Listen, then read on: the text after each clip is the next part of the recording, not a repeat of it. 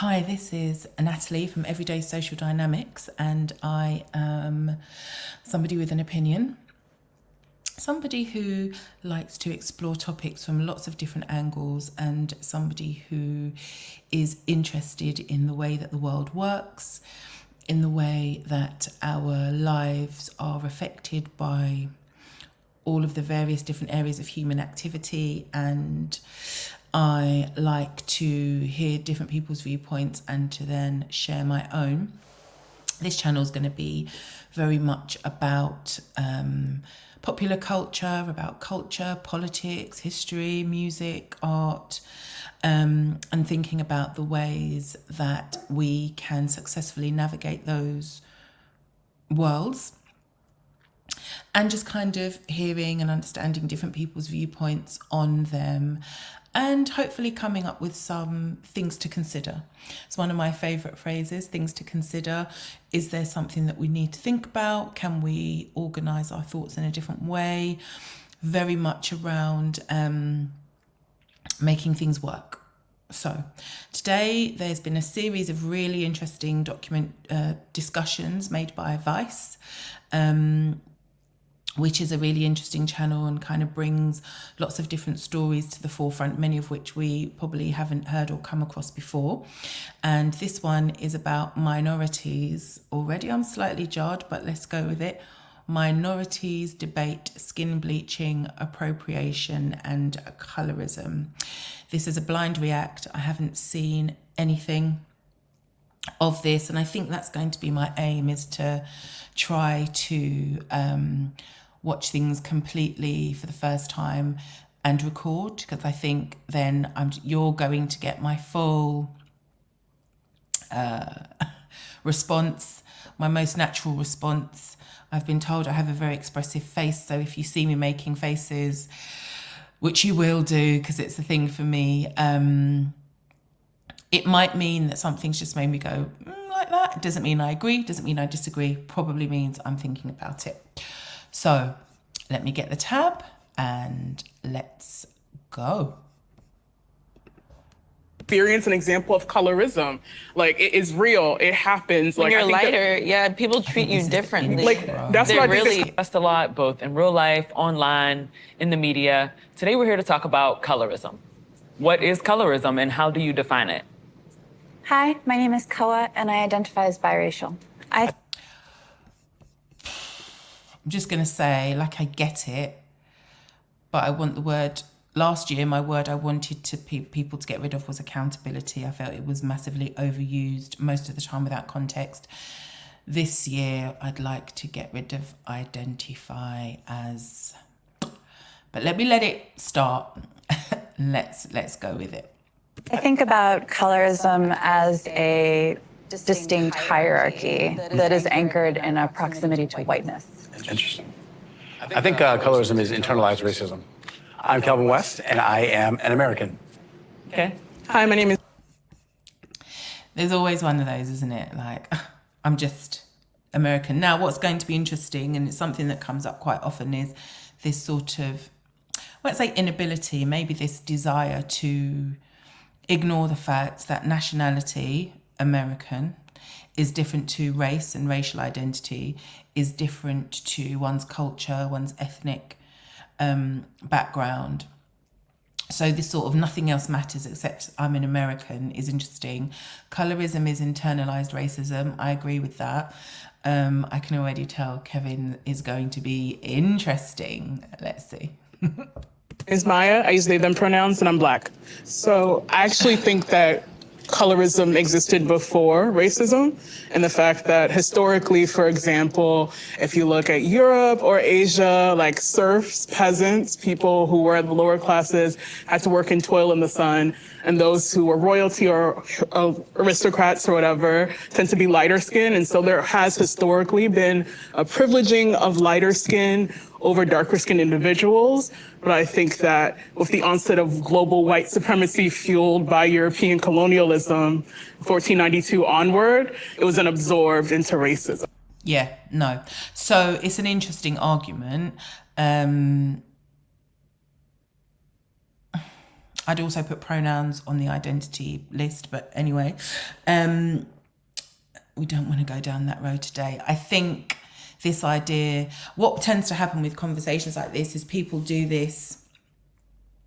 There were serfs and peasants who had to toil on the land, and lighter skin was privileged. But there is a starting point for that, and I think the point has been made quite reasonably. I think the timeline is probably a little bit off.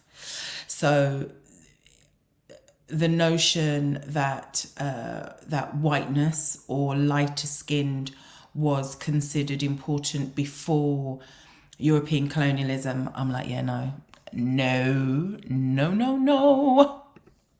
So Yeah, I completely agree as well. I identify as Iranian. As someone who's from like an Asian country that wasn't technically colonized, we even have. Do you have to identify as Iranian if that's your nationality? Like, if that's what's in your passport, or if that's what your parents are, then just be that. Just be that. Colorism and that idea even without people coming in and telling us that. So it's almost like a preconceived idea that's in our heads. I'm a mixed race Puerto Rican, and in the Latina community, it's you can understand it very much as a caste system where there is no shame to address darker skinned people by slurs. Okay. There are That's a look. personal consequences for colorism. There are also systemic consequences, and colorism has implications for public health, beauty, and all sorts of things in society. Okay. So you said that you feel like it is internalized racism? The blackest experience any black person can have is another black person telling them that they aren't black. And that is something that happens to lighter skinned black people because there's this idea and that I've lived a different life because I'm a lighter skin. And that to me is the most anti-black thing you can do to anybody. Maya, what are your thoughts on that? Sorry, I saw you had a little bit of a reaction. Oh, there. me? Yeah. So I think often when lighter skinned people talk about experiencing bias from darker skinned people, I think that my first thought is just like, remember that colorism is an ism. And like when something has that ISM, it means institutional power plus prejudice. Okay, so I get this point. I think it is, it's interesting to kind of think about the point around an internalized ism. I don't disagree. I do think it is important that people see this is a really tetchy conversation, and it's one that people often kind of struggle to have because it stirs up so much emotional angst, really, and for a completely understandable reason. Let's see where this goes. I'm interested because I think the idea that, as she said, it's an ism, which means that there is a power that power plus prejudice, dimension to it, I think is interesting. It is also interesting when black people kind of forget that it's an ism that has been bestowed as opposed to and internalized rather than something that we've generated ourselves. It's often interesting kind of listening to people speaking, but I also understand that it's very much an emotionally driven conversation. So I'm interested to see where. I told you that Kevin was going to be interested. Look, Kevin's already making me pause. Let's see. Darker skinned people as a class of people do not have the ability, the institutional power to, for example, put you in prison for longer sentences because of being lighter skinned or, having less access to employment. There's actual statistics where like a darker skinned person with a master's degree usually has less employment opportunities or is less employable than a lighter skinned person as a bachelor's. And it's not to say that like bullying is like, I know that hurts. Like it's like personal sentiment. I know that actually feels bad, but I think that it's important to remember when we're talking about whether racism or colorism or anything that's an ism, that there's an element of institutional power that is added on to the prejudice. Yes. And understanding the origin of where that stuff comes from. So if Kev, because that's what I'm going to call him, if Kev wants to talk about, you know, that a light-skinned black person and a dark-skinned black person having a conversation, and there's an assumption that the lighter-skinned black person has had this easier life, they will have had an easier ride in certain contexts. That just is what it is. The challenge then comes if in any of these conversations we don't look to the origin. Now, this is not to say that black people themselves do not continue to parrot, have not internalized those clear prejudices, but let us not ever forget that in the comment about who gets the job, who doesn't get the job, we have to understand where the origin of it is. And the risk sometimes with discussing colorism, and it hasn't happened so far, let's see where it gets to, is that we talk about the intra-racial issues, which is 80% of what this is about, but its origin is 100% about white supremacist structures. And not only that, in terms of its application, that is definitely something that does not have an origin internally. So I think it's really important not to lose sight of the important point, which is where all of this stuff starts from. I do feel like when darker skinned people express their frustration to lighter skinned people, that their lives might be different, harder. I think you sort of have to acknowledge your privilege, you know, or else it's very ignorant. Even though we're both black. What specifically does that mean? Like, I've had... This is just a comment. It's really interesting for me with these discussions on Vice that you very rarely have straight guys on here. Really interesting.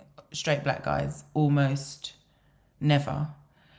I don't know what that means, but it's an observation, and it's one that I'm making tentatively, but it's definitely one that I'm making. Am I making assumptions?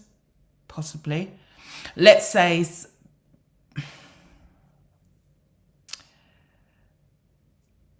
Yeah.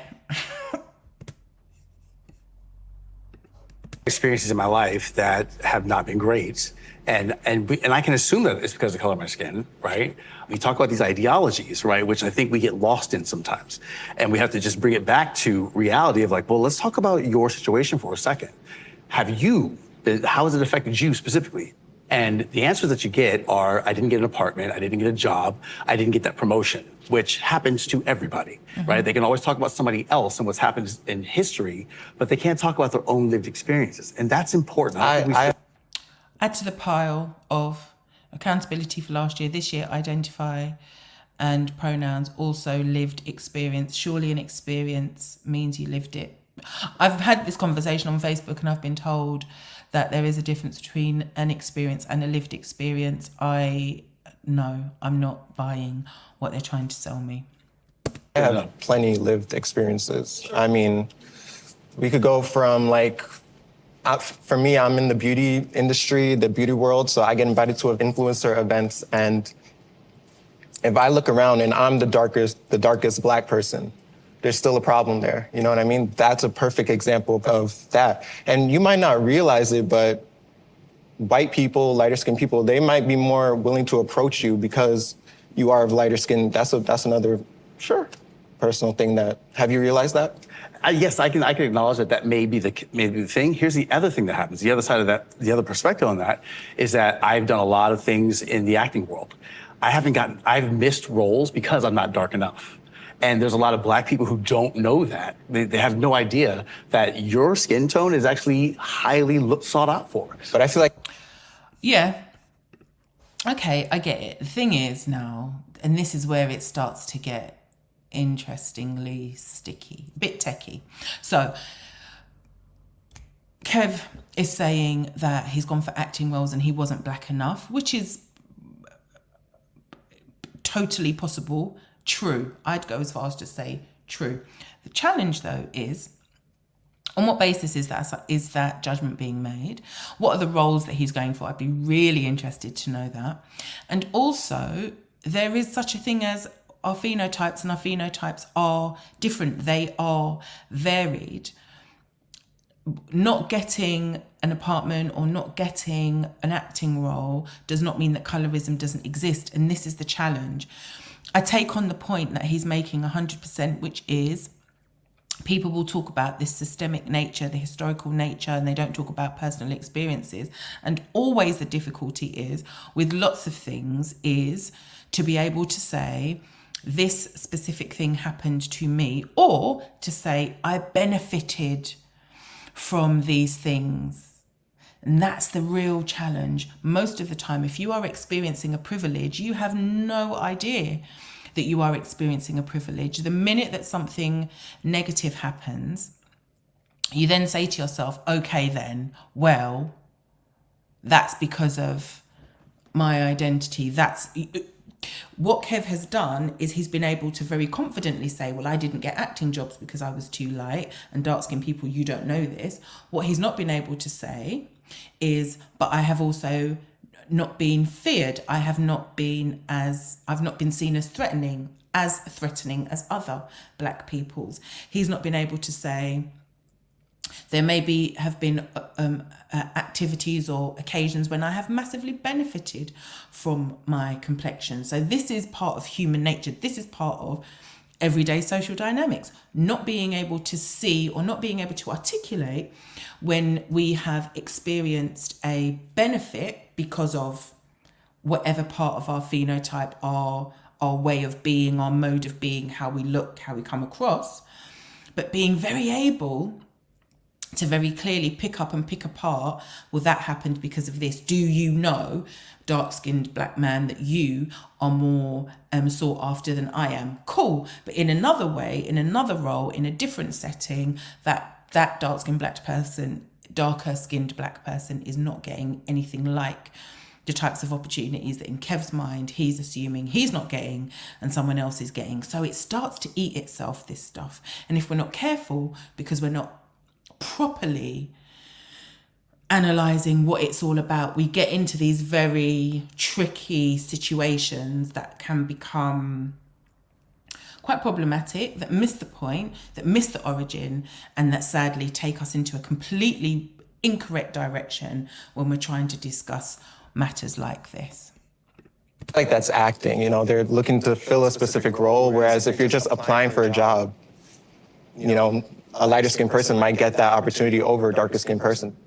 I get so many personal testimonials from young dark-skinned black girls who are very detailed about how colorism affects their life. So obviously colorism is a systemic issue, but I think an important part of it is the personal battle like young black girls endure. These girls are being bullied. Some are as young as 14, 13 years old, having really mental health crises in middle school. There's also so much research about how colorism shows up systemically. There's research on public health and the different health outcomes darker skinned black people have as opposed to lighter skinned black people.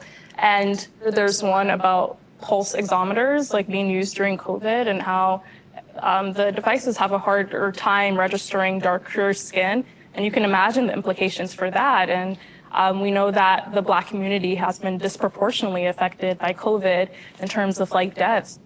I don't think that evidence can be divorced from the anecdotes, because the anecdotes just supplement that evidence. They help put that evidence into context. And I'm so fascinated by the growing scholarship around colorism, because I think it's about time people treat colorism with the same seriousness they treat racism. Yeah, I didn't want to pause there because I wanted the full point to land. Yeah. Yeah. Lamar, what are your thoughts? When you come with statistics like that's the kind of supporting arguments that we need, as opposed to kind of moving away from the anecdotal, in my opinion, right? Because we're talking about something so big and so huge that affects everyone who is alive. I'm in the middle, colorism exists for sure. I just think there's a lot of confirmation bias in our personal experiences that might drive us right to that term when it could be a number of other things? Yeah. Again, I like, I don't, it's interesting that I know Kev's name because he said his name, I think, but because he said I'm Kevin and I'm an American, and not many others have done that. What I liked about what the guy just said there was around, I say guy advisedly, what the individual said there was really interesting. And the reason why it was interesting was because confirmation bias is absolutely a thing, and it's what we discussed before with regards to Kevin. So for Kevin, he's like, no. I can tell you I've not got jobs because of this, but he's not been able to say when things have worked in his benefit. I get the sense because he's kind of nodded. He does kind of what I do, which is he makes faces, which might mean he's processing things. I've got a feeling that Kevin is possibly going to have some revisiting of his thoughts. But definitely, I think what's interesting is this notion of confirmation bias. Maybe it'll be something that comes up a little bit more throughout the course of the debate.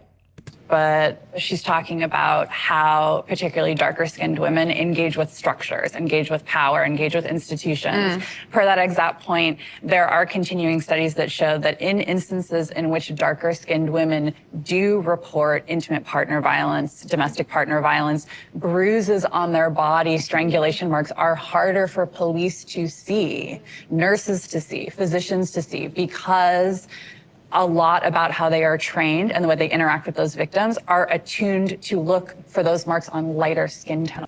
Yeah, they're attuned to look for things on white skin, let's just say that. And it has been an interesting, because I mean, if we're going to do this, then you do kind of have to go really deeply into medical training, into how doctors and medical professionals are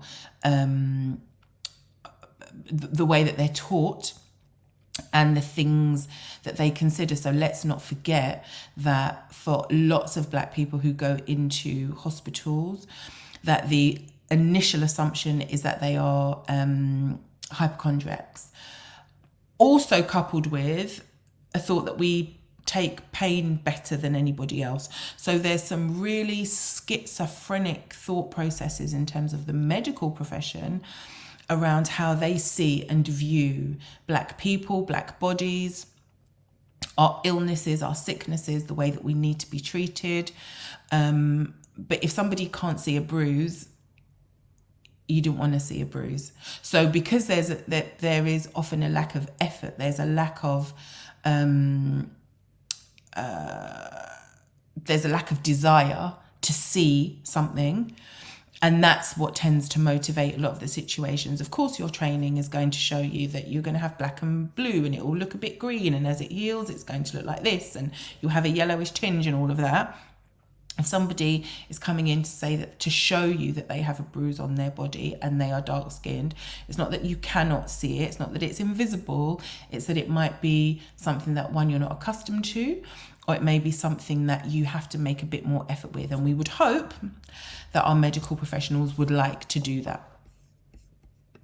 And so that also impacts a lot in terms of who is seen as the victim, who gets resources, who gets proper medical attention. A lighter skinned woman who presents like I do, who walks in with something that reads very clean cut, is likely to get more attention in an already deeply misogynistic and racist and sexist body than a woman who is much darker than I am. So they seem to have presented a lot of evidence and studies. Are you changing your mind at all? As well as self-lived testimony, as well as anecdotal evidence. It goes back to how you feel about yourself. I feel like it sounds like you're saying racism is like a choice almost. How you respond to racism is, absolutely. And I know that that's uncomfortable, and I love it. This is my wheelhouse, trust me. How you respond to racism is a choice. I'm here. You know, there's some people who really do seem to believe that you can think your way out of things. And I think it's part of this kind of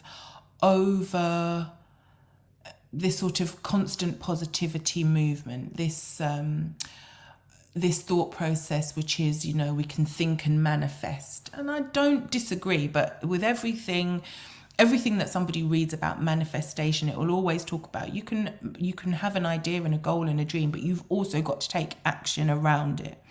This idea that the way that one responds to racism is a choice, I don't know that I agree with that. I think that there are occasions when somebody just hits, not a physical hit, could be a physical hit, a word, a thought, a phrase, a sentence, and this is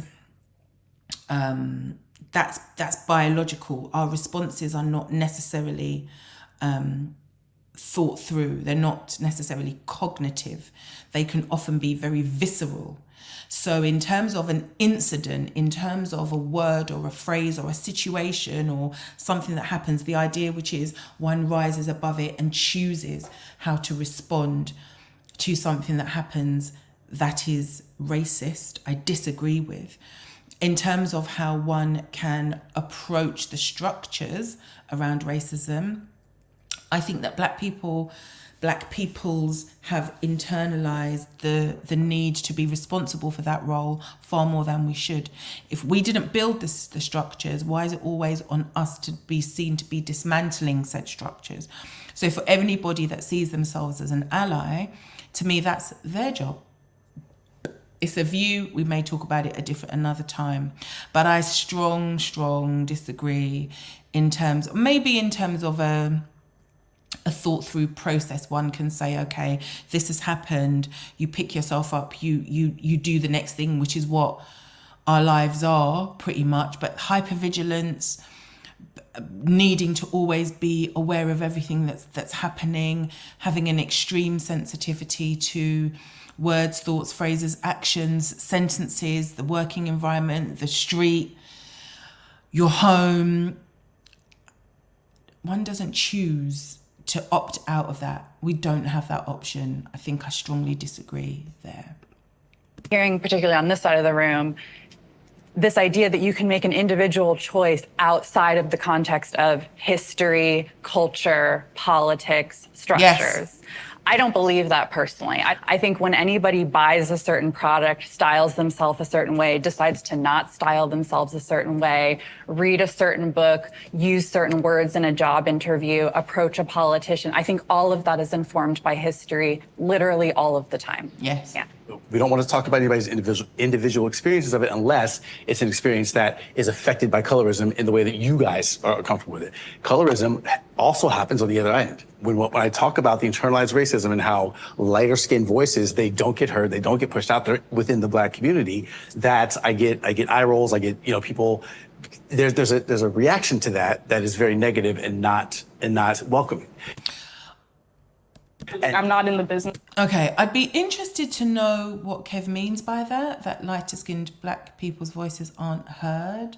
I don't know, so I'm not saying that he's right or wrong. I don't know if he's talking about a very specific experience of walking through the world as a lighter-skinned black person, or if he's talking about lighter-skinned black people. We need LSBPs,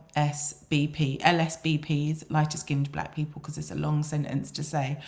Or if he's talking about, he doesn't feel that lighter-skinned black people, when they say that they don't believe in colorism, that's not heard, because that's a slightly different argument. So I'd be interested to know, Kev, what exactly is it that you think you want to say or you are saying that isn't being heard by other people? Of denying people their lived experiences, like who am I? But I think we can also acknowledge that those things happen. Like lighter skinned people have like certain experiences where they feel invalidated because of their complexion. And we can also Can you acknowledge that colorism affects lighter skinned people? There's no such thing as reverse colorism. Same way there's no such thing as reverse racism, reverse sexism, any reverse ism. That's what I believe. Okay, that's your opinion. Reverse colorism.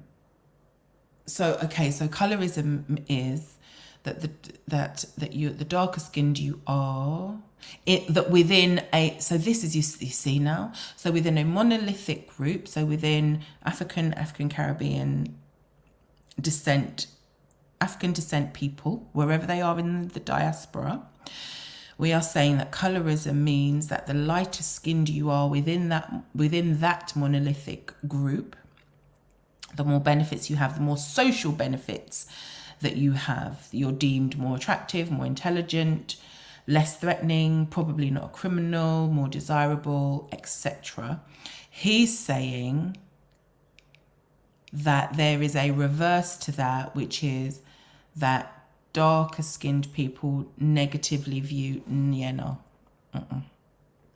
No. Yeah, that's I her opinion. agree in the sense that the experiences you're talking about that circulate around like all this coded language of like you're not actually black or you're not black enough or like, you know, quantifying. Which also happens with white people. I just didn't want to let finish that. speaking. I'm sorry. I just want to add to your point. Go ahead. I have experienced versions of that myself, and I do not consider that to be colorism. Colorism is distinctly about a system and resources and visibility and autonomy within those systems. Like, to add on what she said, like, about the whole bullying and things, like, that actually does happen. Like, I've been bullied just for, well, I consider myself as brown skin, but back then I was, like, really dark skin. And I do find it interesting people talk about the brown skinned and light skinned, and I'm like, who does that?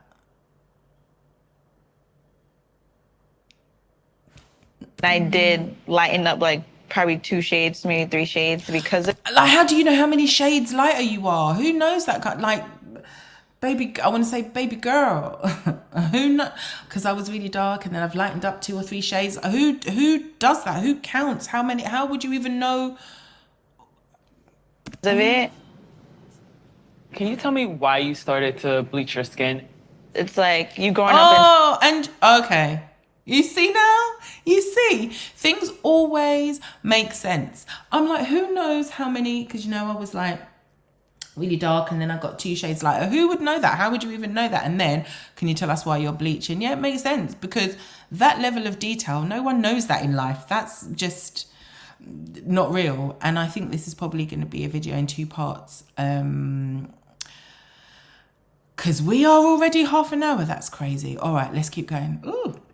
in school, you have mainly guys making fun of your skin color and calling you charcoal, calling you dark. So growing up, you just start to feel like, oh, okay, no one likes me because of my skin color. Like, okay, I see. So that kind of does something to your head, you feel me? And also we have social media. They do praise lighter skinned women, Latinas, whatever, pale skinned women. So that kind of makes you feel like you're not desired. You know those sneaky camera... Oh, God. You know those camera angles, they're like, you know, they praise light-skinned women, cut to the light-skinned woman like, yeah, you, bitch, you're the ones that they like praising. Why would you do that? She doesn't look sure, but yeah. You feel me? So, and that's why I started bleaching my skin. That's why I started skin lightening, because of it, you know? And, you know, people that do buy my stuff, like, they do tell me that it's helping them feel more confident. And I know it's kind of sad, but it's like, that's the society we live in now. So when you say when people buy your stuff, can you talk about your business and what it is that you sell? I sell skin bleaching cream. Pretty controversial, I know, but I do have negative comments. People saying you hate yourself, you wish you were white, this and that, you're a follower, like, just a lot of stuff, but I don't really like listen to it. I really don't care. I was gonna say, oh, okay. Just observed lots of pink tops there. It's really interesting because that young woman seems to know that she's been negatively impacted by media, by social media, by bullying comments and things like that. But she also accepts that. The thing is, we criticize a lot of the times, and somebody will criticize somebody and say, why are you bleaching your skin and why would you do that, and how you were before was beautiful and all the rest of it. These people talking about lived experiences, which is going on my list. If her life now is better, and this then becomes like the person next to her said, confirmation bias. So it could very well be that for her, she feels like now that I'm lighter, my life experience is enhanced. I am, not only do I feel more beautiful, but the world is responding to me differently. Not only do I feel more confident, but the world is reacting to me in a way that makes me feel as if my confidence is being rewarded. Nobody can really argue with that. And that's what becomes really tricky. If the individual themselves says, now that I am lighter, 2-3 shades lighter than I was, and people are interacting with me differently, how do you counter that? How do you say to somebody, no, you're wrong to do that? If they feel, and if their experience is that they are being treated differently and more positively, there's nothing that one can really say. Is it a case of confirmation bias? Is it genuinely better, or is it a perceived feeling of being better? It's a different question, it's another argument. But in terms of that person's going about their day-to-day, if they are seeing, feeling, experiencing things like so-and-so never spoke to me before, but now they're speaking to me because I'm lighter, or men are responding to me differently, or people are responding to me differently, or I'm getting the jobs, or I'm getting the roles, or I'm getting the positions. How on earth do you counter that? Because she's right. That's the world that we live in, right? And if somebody makes a choice to more easily go through it, who is anybody to say that they are wrong? One would hope that there is enough variety in the world that people have an ability to instill a sense of confidence in their children, around their identity, around their how they look, wherever they're from, and whatever that looks like. But clearly, when you may have people in your home who are saying, look how wide your nose is, look how broad your nose is, look how black your skin is. And she hasn't said that that's her experience in her home, but we don't know. She knew how many shades lighter she was. She got that from somewhere. And maybe all of that's externally driven, but maybe some of it isn't. Maybe it's family. We know that there are families that will tell you straight, oh, just the child's nose is so big, just squeeze it. You're like, what? That's real. Oh, they're so black. Life is going to be hard. Don't bring home anyone blacker than yourself. Those are real statements. And so therefore somebody then feels that now they've made themselves lighter, they have a different life. I'm not sure if I've heard the argument yet that is going to temper that. I would caveat with maybe it's confirmation bias, but what if it isn't? I guess how society sees dark women, like we're basically the losing team. Like who wants to be on the losing team? I felt like lighter skinned women, they were more desired and they get away with more and they have more privileges than I did. And also, I also thought that, personally, I also thought I looked prettier lighter. And for me, I honestly I don't think it's a big deal because I feel like people want to be darker and people want to be lighter. So I don't see why it's such a taboo. I'm not ashamed of it because I kind of see the hypocrisy in it. Being a lighter person, I do experience a tremendous... Wow. People want to be darker, people want to be lighter. And why is it different? Well, it's different. Again, I wanted to say, baby girl, she might be a big woman, you know? I just feel like it's different because they originate from different places. And as long as we understand that they originate from different places, then when we make arguments about some people want to be lighter, some people want to be darker, then we can kind of take that with the understanding that it requires. It's not the same thing. And we need to, as I said at the beginning, as long as we understand where all of this stuff started from, where it originated, then we're good. Amount of privilege, and I'm not denying that of you at all. I think what upset me about the skin bleaching is that a lot of mothers do it to their daughters, and from my own experience, sometimes your parents do it to you, and you don't have the consent of the child, or someone like me could end up much lighter than I was in my childhood and kind of have an identity issue. And it's just, for me, it's a matter of consent. Sis is like, but look how light you are though. Why are you even talking? Like, really? Oh. And also, I feel like you have to ask yourself, what's the goal? You know, the goal is to end colorism, racism. I feel like you changing your skin tone is just feeding into the cycle. It's challenging, isn't it? Because I bet, and I don't know this for sure, but I bet baby girl at the front is sitting there like, I mean, you're light-skinned, isn't it? You look how straight your nose is. Why are you even talking?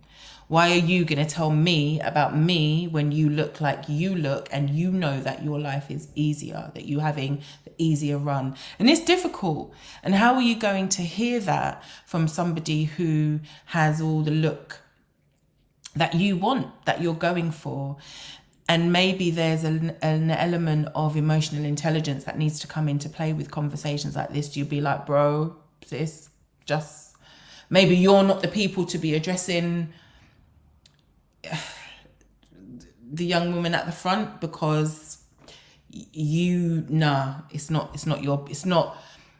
not emotionally smart, it's not emotionally intelligent for you to be the person to be talking about this particular. Isn't it us to end colorism? Go and tell your Iranian mum that. Go and tell your light-skinned parents that, but don't tell me. I don't know if they were the right voices to kind of be the ones to respond. What do you think? Let me know in the comments. And also, I think making money off of that is very kind of shady.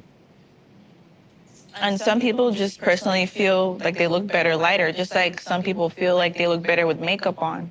Why not you just tell everybody, love your natural skin, you don't need makeup. The Being skin bleaching systemically is oppressed from not wearing makeup, though. Whereas someone with darker skin might experience systemic racism. It's hypocrisy, though. That's what I'm trying to say. Hypocrisy. And that's not fair. And I also don't think we can just ignore that there's such a terrible history of racism and colorism, and that's why it's a bigger deal to people when people are bleaching their skin versus when people are putting on makeup. And yeah. I think for me, when it comes to skin bleaching, I'm a lot less interested in the personal experience and more just like, why is this a multi-billion-dollar industry? Like, why is Dove, something in the US that, they just sell bar soaps here, but in Asia, they literally are selling skin bleaching, Asia and Africa, the Caribbean. Like, we need to talk about how this is like a capitalist enterprise that is invested in people lightening their skin. That's like, disgusting. that to me, like, I think that's why it's important to like remember like who benefits. That's right. From people Kevin lightening their likes these points. skin. Like, Yeah. I think the conversations, like we need to talk about class and capitalism along this as well. So why does makeup get a pass when it's literally the same concept? You're internalizing the idea that being lighter skinned is prettier, and I get why. Like, obviously, like I'm very privy to the societal pressures that would drive one to skin bleach, so I'm not trying to judge, but you are though. You are though. Kev, you're giving me jokes. Listen, Kev, don't cut people off. First of all, stop cutting people off. Second of all, I'm not trying to judge, but you are though.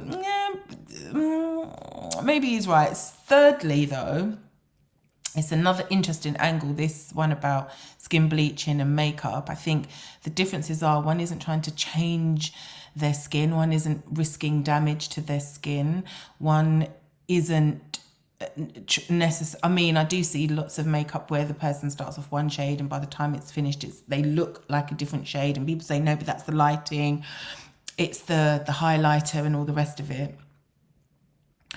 But again, key thing, as a person at the back said, as long as we understand, or in the second row, as long as we understand that it is a capitalist industry, that skin bleaching is a multi-billion-pound industry, and people talk about fading out dark spots. As long as we understand that, then we're good. If we're going to try and pretend that it's just, it's just my preference, that's a problem. And the challenges is this kind of makeup versus skin bleaching. I'm like, it's not one I've ever heard before, so that's already interesting. But I do think the challenges the risks are that, again, the root is you think you look better light-skinned. Is that your confirmation bias? Is that because you just think light skinned is better. I remember we always used to talk about this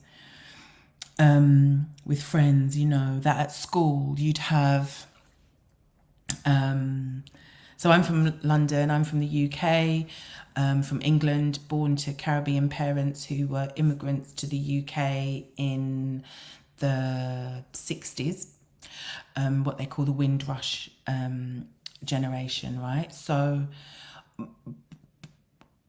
there used to be a lot of talk when I was at school. So I went to school in England, in London, and they'd always talk about, you know, just light-skinned girls being pretty. And you'd look at the girl and you'd be like, she's not actually pretty. She's light, but she's not pretty. And this whole thing then just sort of became like a point of deeper analysis. Why are people just assuming that because somebody's lighter skinned that they are automatically pretty, or somebody is darker skinned that means they are automatically ugly, unattractive? And so when you actually looked at, you'd be like, this is not actually, she's not cute. But it didn't matter what the facts were, because the inference, the assumption was, well, because she's a bit lighter, then she's prettier. You'll notice I don't use the word fair. And the reason why I don't use the word fair or fair-skinned is because it's one of those terminologies that becomes used a lot. And actually the term fair means beautiful. Now, just by saying somebody is fair-skinned, the assumption is that they are automatically beautiful by virtue of the fact that they are lighter skinned. So fair is not like a synonym for light. It doesn't mean light. It means kind of this sort of sense of beautiful, right? So I do think, you know, that this whole thing around the way that beauty is sort of established, the way that what people believe about beauty is really interesting. And some of these assumptions that are made just by virtue of, well, you're light, therefore you're pretty, not actually studying someone's face, is something that's been around for absolutely generations. You are, and we just have to own that. Let's just own it. I don't know how I'm judging. I literally acknowledge that. I understand why like skin bleaching is a thing. I have like a lot of family that skin bleaches. I'm not sitting here pretending like, oh, just love yourself, blah, blah, blah, like, or even questioning that you like don't love yourself. Like I understand there are so many pressures that would make someone want to bleach their skin in the first place. I just think that it is a consequence of like internalized like anti-Blackness. Like you've internalized something, and it's not to say that it's your fault. It's just like we live in a world and we absorb the various messages, and we are all impressionable. I'm going to pause that there for the first, oh my God, 16 minutes in only, flipping heck. Okay, I'm going to learn about this whole reacting thing, because that is a lot of video and a lot of talking. But thank you so much for joining me in the first half of this Vice debate. If you like the video, please leave a comment. I'd love to know what your thoughts are. Add to the conversation. Let me know your thoughts around colorism. They haven't even got to the appropriation conversation yet, so I'm sure that's coming up in part 2. And just let me know what your experiences are, what your thoughts are, what your responses are. Any other thoughts or any other videos that you'd like me to respond to, do let me know in the comments. And I would love it if you could click subscribe, and I will see you in the next vid. All right, peace.